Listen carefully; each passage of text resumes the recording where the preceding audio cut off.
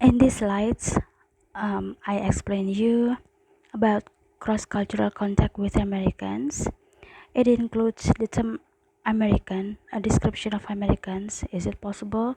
Melting pot and mosaic, stereotypes and generalization, mainstream American values, a foreign anthropologist's observation of Americans, American values, individualism and privacy, equality and egalitarianism, and future orientation. On the term American, it is used to describe the people who were born and raised in the United States. That's American describes themselves. In the description of Americans, except from Native Americans, in other words, Indians, all Americans come from different immigrants and refugee groups. It is called multiculturalism or cultural diversity. It is the same as Indonesian. In Indonesians people or Indonesians, they are also multiculturalism.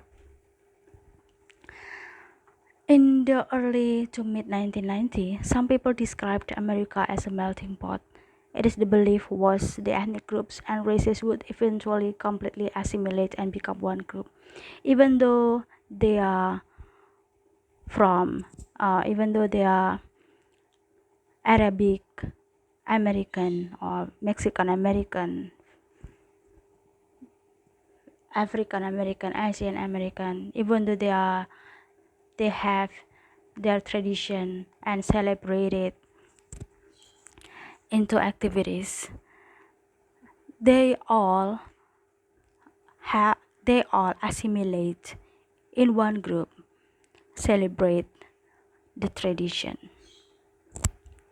But and then in 1970 and 1980s, a better analogy was introduced. America's multicultural society was described as mosaic in which all races and ethnic groups could be proudly displayed.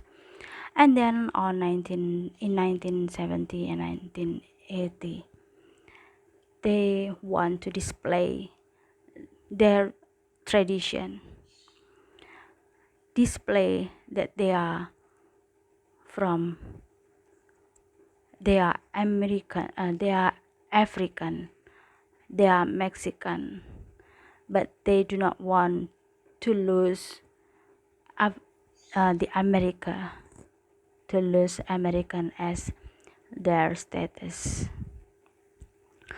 So hyphenated term such as Mexican American, Asian American, Arab American, Jewish American, and African American reflect a general acknowledgement that cultural diversity exists and show that a person can be American and still maintain another cultural identity. We become not a melting pot but a beautiful mosaic, Jimmy Carter said like this.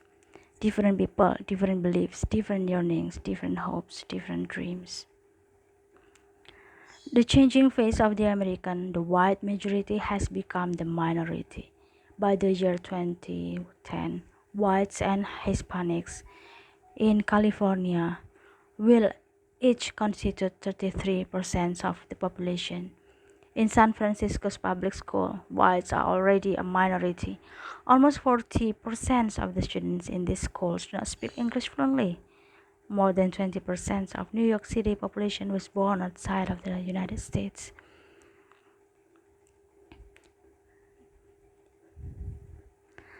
And talking about stereotypes and generalization, we must not assume that everyone within a culture fits the generalization.